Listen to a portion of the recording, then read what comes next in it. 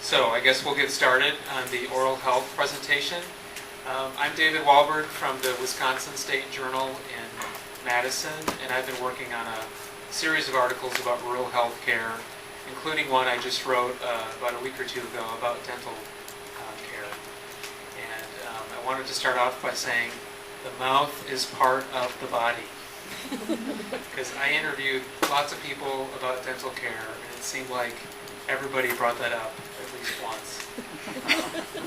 And it's kind of a cliche, but I think it says a lot about why people feel dental care is sort of a stepchild of health care in general, and especially when it comes to rural areas.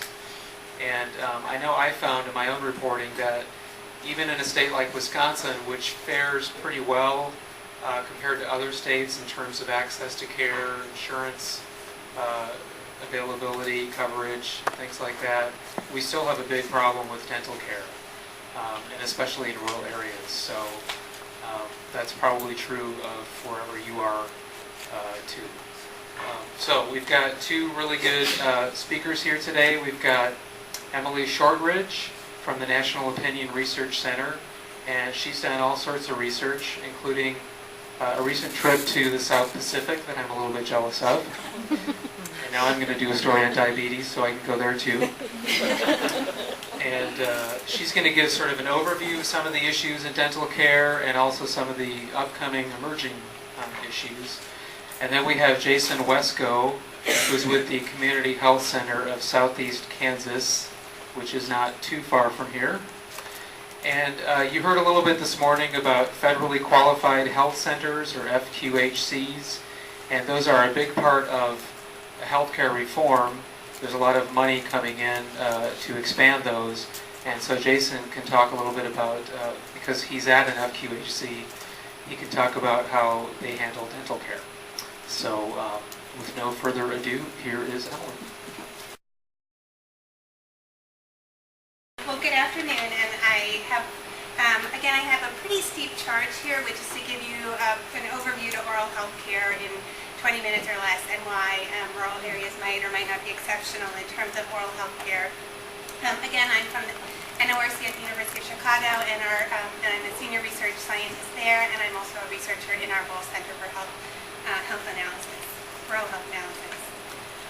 To give you sort of an overview of where we're going to go today, I'm going to really focus a lot on oral health topics as opposed to rural health, because you've heard everything I have to say about rural health has pretty much been said before. I will try to contextualize oral health in rural communities a little bit, but I'm really going to focus a lot on oral health. I am not going to be showing you disgusting pictures of mouths, even though that's very common in especially the dental literature, but that's something that I learned as I did some projects on oral health in rural areas. So today, again, I'm going to focus on oral health topics. I'm going to talk a little bit about the exceptionalism of rural areas. I'm going to drill down a little bit in Missouri and also talk, I don't know if this is terribly interesting to all of you, but I'm a researcher, so I want to talk a little bit about data and data problems, and then talk a little bit about some emerging oral health issues that I think are interesting, and conclude. And the resources that I came up with, I think, are pretty similar to the ones that you've heard about all day today, but that's also going to be on the slides.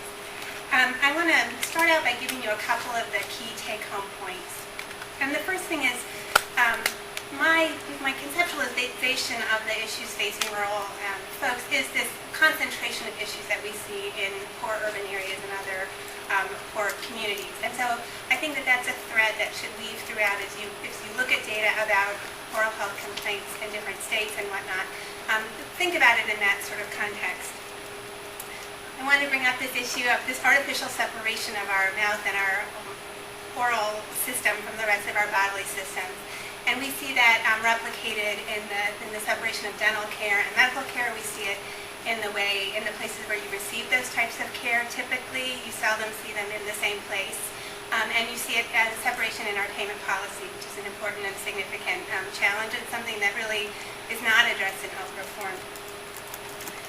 The other kind of thought cloud that you might consider is, I think that any story that you write about health, and probably most social services stories that you write about, could very easily have an oral health sidebar. I think it's the kind of thing that if you start asking people questions about their teeth, they're going to tell you some really heartbreaking stories about decisions that they've had to make. I'm a medical sociologist by training, and so I like to have a schematic model of the world, and it's a very simplified model. But I think the important thing here is this nested quality of things. You have this environmental context, which can include things like your geographic location, how much you have to drive to get somewhere. It can include the policy environment. So did health reform pass? What's the Medicaid policy like in your state? What sorts of supports do you have in your community? On the individual level, there are the usual things like demographics, income, race, age is very important when you're talking about your teeth. Oral disease is chronic and it declines over time. But another piece of it is the social function and the interactions. If you have oral problems, your appearance tends to be bad. And that's something in our social sphere that's very challenging. So everything from simply going to the grocery store and trying to interact with someone can be a humiliating, challenging thing to do. So isolation, social isolation is a huge problem. David, as he talked about, he did a story and he spoke to a gentleman who his teeth were crumbling, and the guy said that his daughter's friends would laugh at him whenever he smiles, and he stopped smiling. Those are the kinds of choices that people have to make. And then finally, you have oral health itself. And I want to talk again about this being an interaction of bodily systems. So for example, if your teeth are bad, you probably have trouble eating. You don't eat as many fruits and vegetables. You don't eat many fiber-rich foods. You can't abide by the dietary restrictions that people suggest. And so that's going to impact the rest of your health.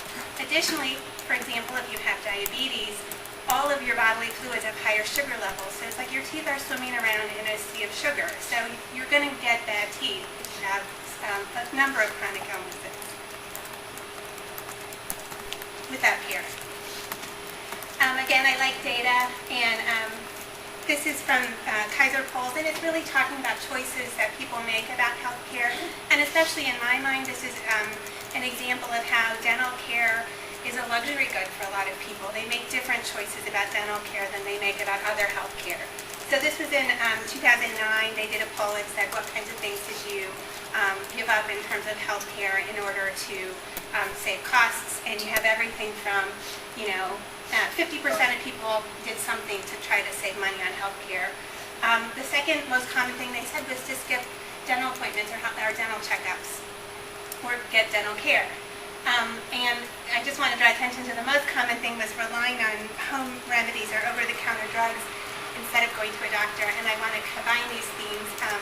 There was an excellent book that came out in about 2005 by Susan Starr-Surred and Fernanda Pohl called Uninsured in America.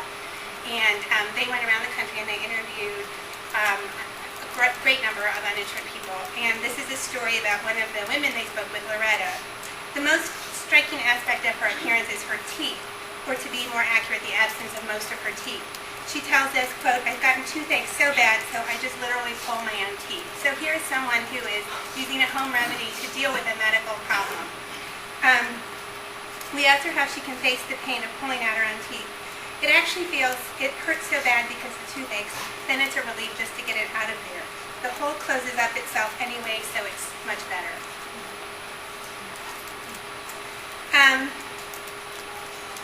Again, oral health complaints are highly prevalent in our society and highly overlooked. It's the most common chronic disease among school-age children, and among tooth decay is the most common disease. And about a quarter of adults 35 to 44 have untreated dental caries. Nearly 14% of adults have reported acute oral facial pain in the last 6 months, and there are approximately 36,000 new cases of oral cavity and pharynx cancer that are diagnosed every year. Bringing back to the issues of disparities in health, oral and pharynx cancers are more prevalent and more deadly among African Americans and Hispanics than they are among whites. It's actually, overall, the prevalence is going down and it's rising in those groups. One of the most tragic things of all is nearly all oral disease is preventable. Preventive care, low-income kids who have the first preventive dental visit by age 1 are less likely to have subsequent restorative or emergency dental care, and their average costs are about 40% lower over a 5-year period than children who do not have that kind of care. One of the great public health successes is fluoridation. CDC reports that for every dollar invested in fluoridation, $38 in dental treatment cost is saved. In addition, Medicaid dental programs cost as much as 50% less in areas with fluoridated water. So that's pretty significant sort of cost-benefit analysis. Going back to Surratt and Fernandopol, they noted that when they asked folks, if health reform were passed tomorrow, and this is 2005, so that was really a pipe dream then, what would be the first thing that you would run out and get done? And most people all said it was their teeth. And I think that was quite a surprise to them. They really expected a range of answers, and that's the thing that for uninsured folks causes them pain, and it's disfiguring. Again, there's tremendous productivity loss because of dental disease, and it's more pronounced among low-income people, as you might expect. The Surgeon General's 2000 report, Oral Health in America, which if you're looking at this, it's a great report. It's 10 years old now. I haven't seen that they're likely to put out a new one anytime soon, but I think it's a really great resource if you're looking for resources. It reported that school children lost more than 51 million hours because of dental problems, and poor children are nearly 12 times more likely than not poor children to miss school because of dental problems. And employed adults lose more than 164 million hours a year because of dental complaints. So again, this is going back to that issue of how it affects your life in a social sphere sense. And this is the West Virginia Works did a survey a number of years ago for their recipients of temporary assistance to needy families programs who were going off of TANF, and they said, and not being able to get a job. And so these are many of the reasons that they gave, and you'll notice that having bad teeth was about a quarter of the people who couldn't get jobs thought it was because of their teeth in West Virginia. Going back to Surratt and Fernandopol again, and this is again this social, it's sort of we tend to blame people for their teeth problems in ways that you tend not to blame people for their, well, I guess we're getting closer to having individuals being responsible for their health, but I think you don't tend to blame people as much for their cancer. In this case, they were talking to some teachers in a school district, and they were watching the kids play outside. The conversation came around to those people who don't do things they should to raise their children properly. Quote, a lot of people around here have untreated dental problems, and they actually need care starting with their kids. The mothers just stick bottles in their mouths all the time. The mothers are just unable to take care of their kids. They're stretched beyond their limits. They might be working, they're not educated enough, and the kids get bottle wrapped. And they're not covered by any kind of insurance, so their teeth rot. The kids eventually then might need oral surgery. In any case, because of the rotten teeth, the kids end up having delayed speech and needing developmental help, which they might or might not get depending on the circumstances of the school district and the family. And so you're looking at this sort of generational passing on of dental problems, and also kind of society looking at people with bad teeth and saying it's your fault. You should have just done something about it.